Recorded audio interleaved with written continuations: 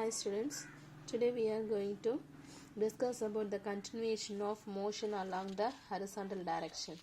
So in the horizontal direction நம்ம some of the factors என்னென்ன கண்டுபிடிக்க போறோம் அப்படிங்கறத இந்த கிளாஸ்ல பார்ப்போம். லாஸ்ட் கிளாஸ்ல வந்து path of a projectile பார்த்தோம். அதாவது நம்ம லாஸ்ட் கிளாஸ்ல பார்த்தது projectile in horizontal projection பார்த்தோம். அதுல வந்து horizontal motion இருக்கும் பொழுது distance என்ன இருக்கும், downward directionல motion இருந்துச்சுன்னா அப்போ அதனுடைய distance displacement என்ன இருக்கும், அது ரெண்டுத்துல இருந்தும் நம்ம கண்டுபிடிச்ச நம்ம த்ரோ பண்ண ஆப்ஜெக்ட் உடைய பாத் என்ன பாத்தா இருக்கும் அப்படிங்கறத நம்ம ஃபைண்ட் அவுட் பண்ணோம். இன்னைக்கு நம்ம பார்க்கிறது டைம் ஆஃப் ஃளைட். அதுல some of the parameters தேவை. time of flight, horizontal range, resultant velocity, and then வந்து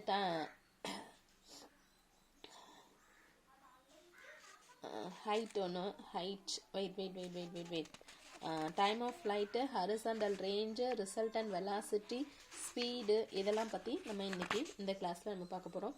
So time of flight அப்படினா என்ன அப்படினு பாத்தீங்கன்னா time taken for the projectile to complete its trajectory or time taken by the projectile to hit the ground is called time of flight.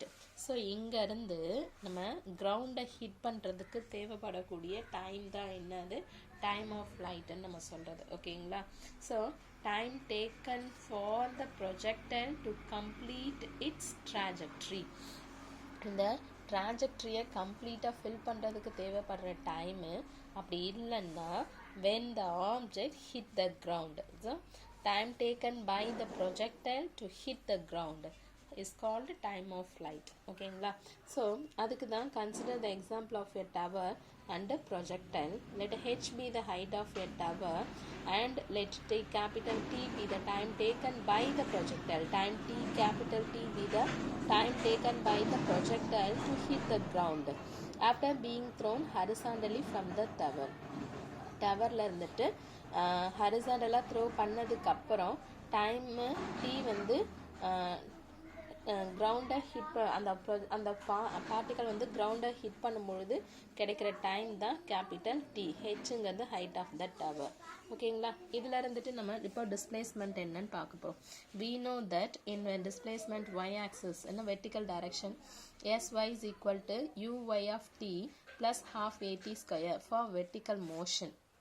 ஓகேங்களா? here sy அப்படிங்கிறது h, small tங்கிறது capital D, uyங்கிறது 0. ஏன்னா vertical motion நம்ம என்ன கொடுக்கறது கிடையாது, initial velocity கொடுக்கறது இல்லை. ஓகேங்களா?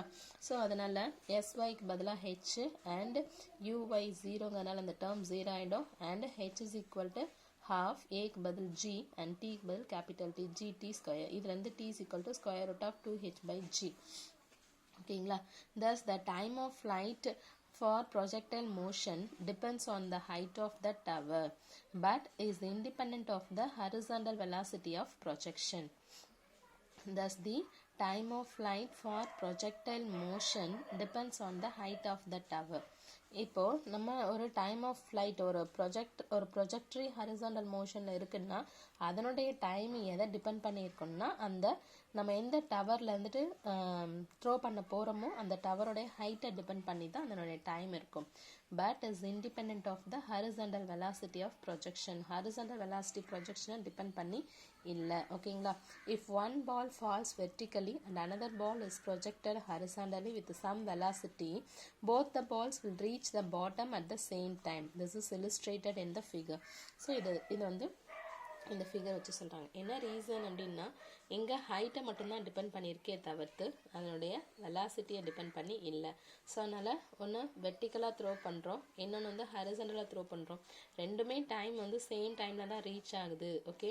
ஸோ அதுக்கு ரீசன் அது வந்து ஹைட்டை மட்டும் தான் டிபெண்ட் பண்ணியிருக்கு, வெலாசிட்டியை டிபெண்ட் பண்ணி இல்லை. Next one horizontal range. The horizontal distance covered by the projectile from the foot of the tower to the point where the projectile hits the ground is called horizontal range. இப்போ வந்து நம்ம இந்த டவர்ல இருந்து தான் தூக்கி போறோம். ஸோ இந்த food of த டவர்ல இருந்துட்டு அந்த ஆப்ஜெக்ட் எங்க வந்து ஹிட் ஆகுதோ அதுல இது ரெண்டுத்துக்கு நடுவில் இருக்கக்கூடிய டிஸ்டன்ஸை தான் நம்ம ஹரிசாண்டல் ரேஞ்சுன்னு சொல்கிறோம். The horizontal distance covered by the projectile from the foot of the tower to the point where the projectile hits the ground is called horizontal range. ஓகேங்களா. ஃபார் ஹரிசாண்டல் மோஷன் அப்படின்னு நம்ம எடுத்தோம் அப்படின்னு சொல்லும்பொழுது எஸ்எக்ஸ் ஈக்குவல் டு யூஎக்ஸ்டி, அதாவது horizontal மோஷனில் நம்ம டிஸ்பிளேஸ்மெண்ட்கான equation SS equal to u t plus half a t square, அது ஹரிசாண்டல்ங்கிறதுனால எக்ஸ்ன்னு எடுத்துக்கிறோம், வெர்டிக்கல்ங்கிறதுனால நம்ம இங்கே ஒய்ன்னு எடுத்தோம். ஸோ எஸ்எக்ஸ் அப்படிங்கிறது ரேஞ்ச் 6, யூஎக்ஸுங்கிறது இனிஷியல் வெலாசிட்டி, ஹரிசாண்டலில் யூங்கிறது கொடுத்துருக்கோம், அங்கே வந்து நம்ம ஆக்சலரேஷன் கிடையாதுன்னு நம்ம எடுத்திருக்கோம். So there is no acceleration in horizontal. ஓகேங்களா. And capital T is the time of flight. Therefore இங்கே ஹரிசாண்டல் ரேஞ்ச் நம்ம பார்த்தோம் அப்படின்னு சொன்னால் இங்கே ஏ வந்து 0, ஸோ அதனால் இந்த டேர்ம் கேன்சல் ஆகிடும். அப்போ எஸ்எக்ஸ் பதிலாக வந்து நம்ம ஆர், எஸ்எக்ஸ் வந்து ஆர்ன்னு சொல்லிட்டோம். So range R equal to u t, range R equal to u t. டியோட வேல்யூ நமக்கு தெரியும் square root of 2h/g. So அதை இங்கே கொண்டு வந்து சப்ஸ்டியூட் பண்ணிக்கலாம். So since the time of flight t is equal to square root of 2h/g, we substitute this and we get the horizontal range of the particle r is equal to u into square root of 2h/g. ஓகேங்களா. So the above equation implies that the range capital R is directly proportional to the initial velocity u, and inversely proportional to square of acceleration due to gravity, ஓகேங்களா. So இதை தான் depend பண்ணியிருக்கோம். இது horizontal range, time of flight, the time taken to the complete its trajectory, அது time of flight, and then foot of the டவரில் இருந்துட்டு hit the ground வரைக்கும் இருக்கக்கூடிய டிஸ்டன்ஸ் வந்து ஹரிசாண்டல் ரேஞ்ச். ஓகேங்களா. Resultant velocity. So resultant velocity means X axis Y axis ரெண்டு சைட்லேயும் இருக்கக்கூடிய வெலாசிட்டியை நம்ம எடுத்து அதுலேருந்து ரிசல்டன்ட் வெலாசிட்டி கொண்டு போகிறோம். At any instant t, the projectile has velocity components along both x-axis and y-axis. The resultant of these two components gives the velocity of the projectile at that instant t is shown in a figure. இப்போ at any instant t, ஓகேங்களா, எந்த time எடுத்துக்கிட்டாலும் the projectile has velocity components along x-axis, y-axis ரெண்டு ஆக்சிஸ்லையுமே இருக்கும். The projectile has velocity components along x-axis and y-axis. The resultant of these two components gives the velocity of projectile at that instant t. ஓகேங்களா. அப்போ அந்த resultant velocity அந்த நம்ம எந்த டைமில் நம்ம velocity measurement பண்ண போகிறோமோ அதை நமக்கு கொடுத்துரும். So the velocity component at any time t along horizontal x-axis vx is equal to ux plus axt. அதில் ux பார்த்தீங்கன்னா u, ax பார்த்தீங்கன்னா 0, ஸோ அதனால் vx equal to u மட்டும் கிடைக்கும், vx equal to uன்னு கிடைக்கும். ஓகேங்களா. அதே வெர்டிக்கலுக்கு நம்ம பார்த்தோம் அப்படின்னா வெர்டிக்கலில் இனிஷியல் வெலாசிட்டி uy கிடையாது, ஏக்கு பதில் g வரும். The component of velocity along vertical direction vy is equal to uy plus at. இதில் uyங்கிறது 0, aங்கிறது g. ஓகேங்களா. ஸோ அதனால் vy is equal to gtன்னு சப்ஸ்டியூட் பண்ண போகிறோம். என்ன இந்த கொஷனில் நம்ம ஃபஸ்ட்டு அசம்ஷன் பண்ணும் பொழுது velocity along the vertical direction 0, acceleration is present. ஓகேங்களா. அதே velocity along horizontal direction ux is equal to u, அங்கே ஆக்சலரேஷன் வந்து 0ன்னு எடுத்துருப்போம். ஓகேங்களா.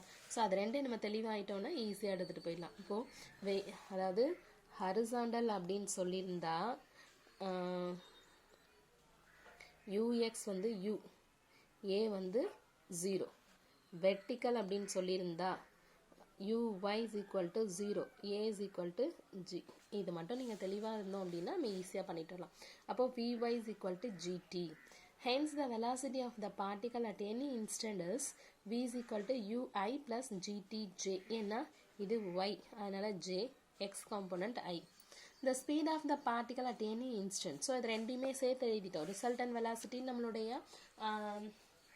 வெக்டார் அடிஷன் மாதிரி தான். அப்போ vx vy ரெண்டுத்தையும் ஆட் பண்ணிட்டோம். ஆட் பண்ணோன்னா ui vector plus v vector is equal to ui cap plus gt j cap. The speed of the particle at any instant t is given by, என்ன பண்ணோம், இது square root எடுக்கணும். The speed of the particle, then v is equal to square root of vx square plus vy square. vx square is equal to u square plus g square t square. ஏன்னா i square உடைய value வந்து sorry I தேவையில்லை, நமக்கு magnitude மட்டும் எடுத்துக்கோம். So அதனால் v is equal to square root of u square plus g square t square. ஓகேங்களா? So vx square plus vy square ரெண்டுத்தையும் vector simple நம்ம போடலை, அதனால தான் நம்ம ஐ கேப் பற்றி நம்ம அங்கே பேசலை. vx square plus vy square, so u square plus g square t square. ஓகேங்களா? நெக்ஸ்ட் வந்து பார்த்தீங்கன்னா speed of the projectile when it hits the ground. கிரவுண்டை வந்து அந்த ஆப்ஜெக்ட் வந்து ரீச் ஆகும்போது அதனுடைய ஸ்பீட் எப்படி இருக்குன்னு நம்ம பார்க்க போகிறோம். When the projectile hits the ground after initially thrown horizontally from the top of tower of height h, the time of flight is. So speed of the projectile when it hits the ground அப்படின்னா, இப்போ ஒரு டவர்ல இருந்துட்டு ஒரு object நம்ம throw பண்ணுறோம் பொழுது அந்த throw பண்ணும்பொழுது அது கிரவுண்டை டச் பண்ணும்பொழுது என்ன ஸ்பீடில் போகும். அப்போது when the projectile hits the ground after initially thrown, நம்ம இனிஷியலாக த்ரோ பண்ணதுக்கப்புறம் ஹெச்ங்கிற ஹைட்டில் வந்ததை டைம் ஆஃப் ஃப்ளைட்டுன்னு எடுத்துருக்கோம். ஸோ அந்த time of flight t is equal to square root of t 2h by g நம்ம கண்டுபிடிச்சிருக்கோம். இப்போ இதுலேருந்து horizontal component velocity of the projectile remains same. நம்ம ஹரிசாண்டல் காம்போனன்ட் நமக்கு வந்து என்ன எடுத்துருக்கோம், vx is equal to uன்னு எடுத்துருக்கோம். vx is equal to u. So the vertical component velocity of the projectile at time t is கண்டுபிடிச்சிருக்கோம் vy is equal to gt. இதில் small டீயை தூக்கிட்டு கேபிட்டல் டீன்னு போட போகிறோம். ஏன்னா வெர்டிக்கல் ப்ரொஜெக்ஷனில் வெர்டிக்கலாக கண்டுபிடிக்கணும்னா vy is equal to g into capital T. So g into t-யோட value square root of 2h by g. ஓகேங்களா? ஸோ இந்த ஜியை உள்ளே கொண்டு போனோம்னா g ஸ்கொயர்னு போகும். ஸோ g கேன்சல் ஆச்சுன்னா square root of 2gh. The speed of the particle when it reaches the ground is v is equal to square root of u square plus 2gh plus 2gh. இது வந்து நம்ம வெர்டிக்கலில் கண்டுபிடிச்சிருக்கிறதுக்கு வெர்டிக்கலில் கண்டுபிடிச்சி அதனுடைய speed கண்டுபிடிச்சோம் அப்படின்னு சொன்னால் first T நமக்கு தெரியும். அந்த டீயை வச்சுட்டு நம்மளுடைய வெர்டிக்கல் காம்போனன்ட் வெலாசிட்டியில் நம்ம சப்ஸ்டியூட் பண்ணுறோம். vy is equal to gt. டீயோட வேல்யூ சப்ஸ்டியூட் பண்ணோம் அப்படின்னா அதில் வந்துட்டு velocity along the vertical component தெரிஞ்சிடும். அதுக்கப்புறம் ஸ்பீட் கண்டுபிடிப்போம். ஸ்பீட் வேணும் அப்படின்னா v is equal to square root of vx square plus vy square. vx square வந்து u square, vy ஸ்கொயர் அப்படின்னா vy ஸ்கொயர் போடும்போது இங்கே என்ன ஆகிடும், ஸ்கொயர் ரூட்டாக கேன்சல் ஆச்சுன்னா. So v is equal to square root of u square plus 2gh. ஓகேங்களா? Thank you students. Next class we will learn about the projectile under an angular projection.